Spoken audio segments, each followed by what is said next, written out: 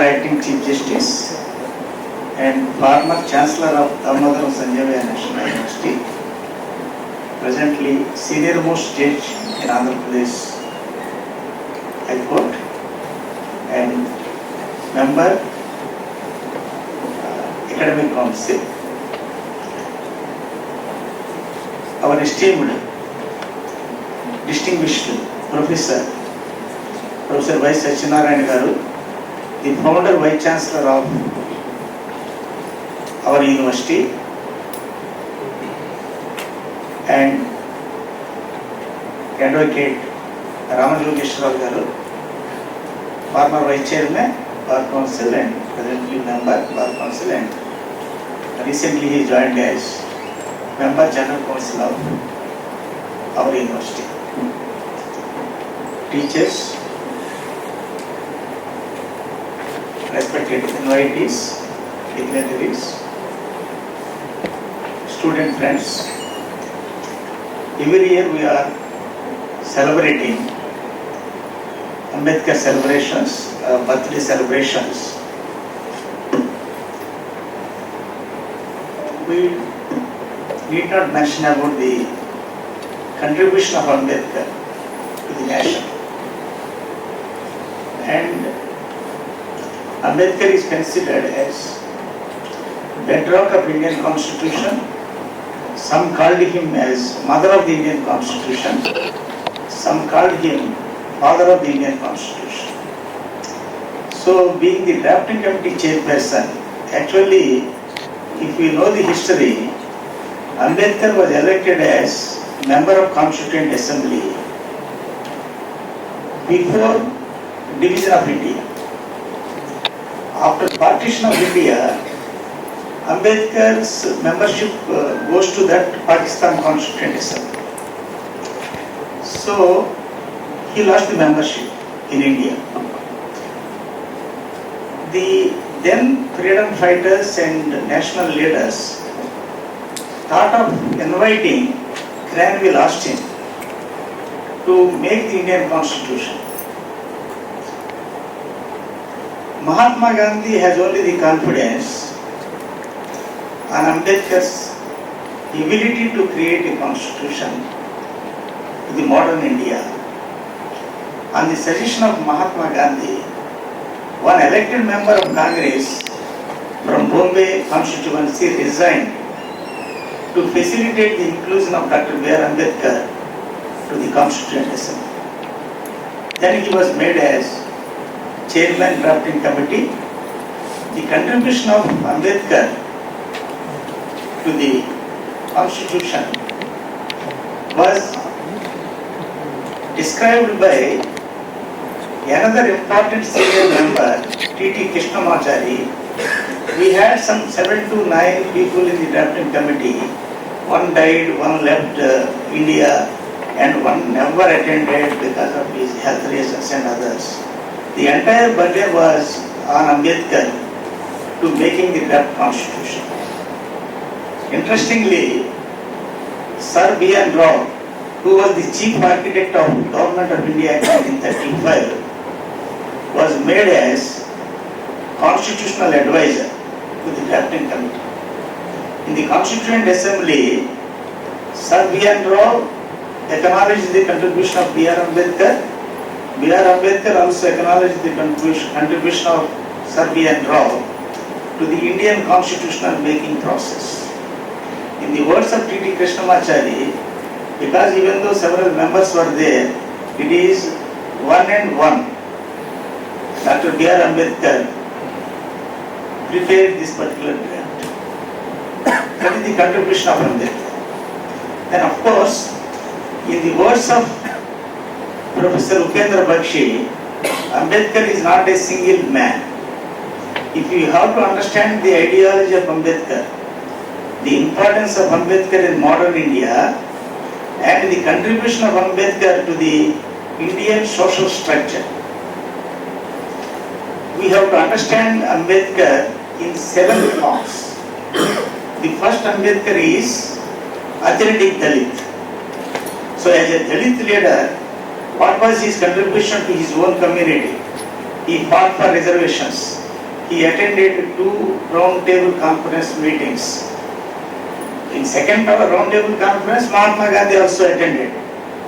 And when he fought for reservations or separate state, Mahatma Gandhi wanted to have united India, and he wanted to united Hindu social structure.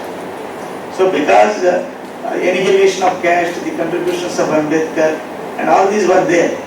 That's why when P.V. Rao compared Ambedkar as modern Manu, some objections were there. Why you are comparing Ambedkar with Manu? When Ambedkar fought his entire life against Manuism and Hindu Manuvada, then P.V. Rao explained, if we believe that Manu is only one person, but there is a doubt whether Manu is one person, different Manus provided that Manu Shastra. If Manu is one individual, because of his great brain, he created that type of Manu Shastra, Manu Dharma Shastra. So we have to compare Ambedkar with the knowledge of Manu. That is one thing. That's why when Muhammad Ali Jinnah tried for religious state, Gandhi wanted secular state. Ambedkar wanted united state. That's why he waited. Even after partition, there was a chance to reunite. So for some time, these people waited. If we have a combined India, even after partition. So that is what is the contribution, understanding of Ambedkar as first authentic Dalit. The second Ambedkar is exemplary scholarship. So we all know the exemplary scholarship of Ambedkar.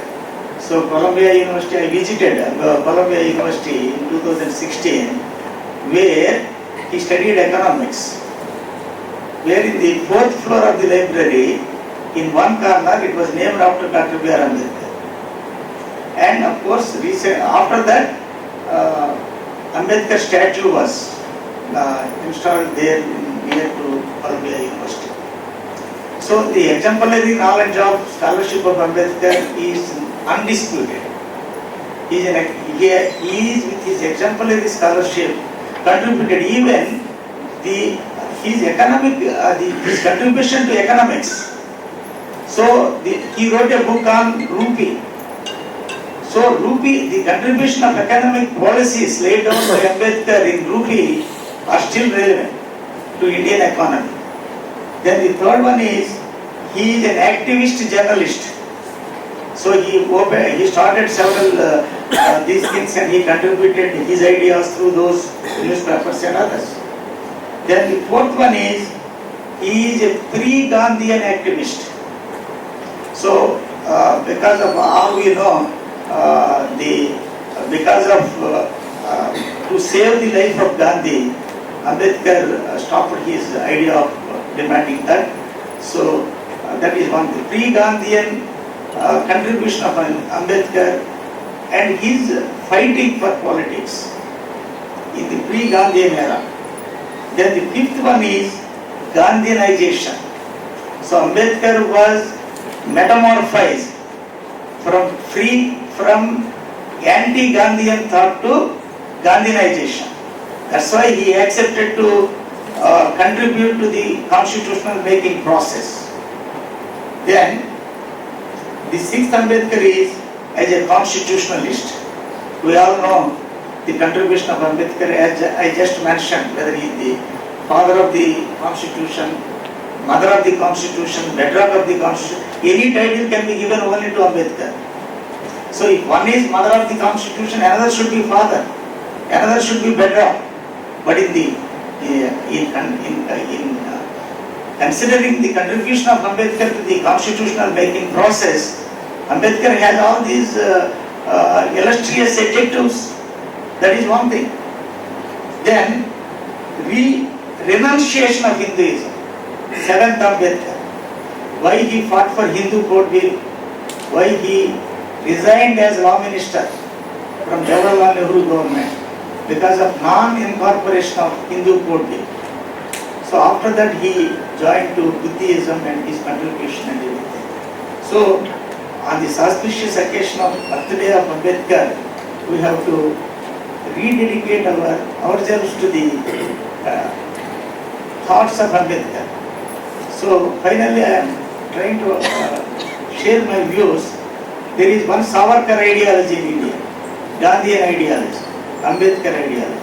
So which ideology is more relevant to the modern day Indian context is to be researched, is to be examined and re-examined.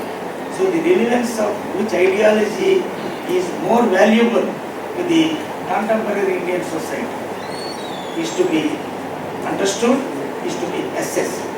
So thank you very much for giving me some time for me to share some of my views in the presence of Honorable Senior Most Judge, Justice SESHA Garu, and another distinguished scholar who went to Nepal for his contribution to the making of Nepal Constitution. So we proudly acknowledge the contribution of our senior teacher, Professor Y. Satyanarayana, for his constitutional contribution. So now I hand over the procedure to our student friend to continue the procedures. Thank you very much.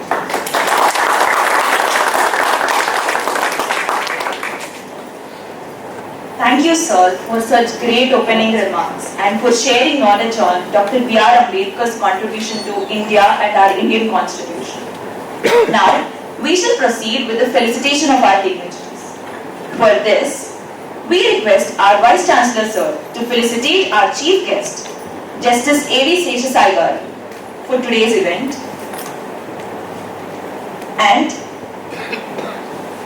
And now for our guest of honor, Shri K. Rama Jogeswara Rao, sir, and also Professor Dr. Y. Satyanarayana Garu.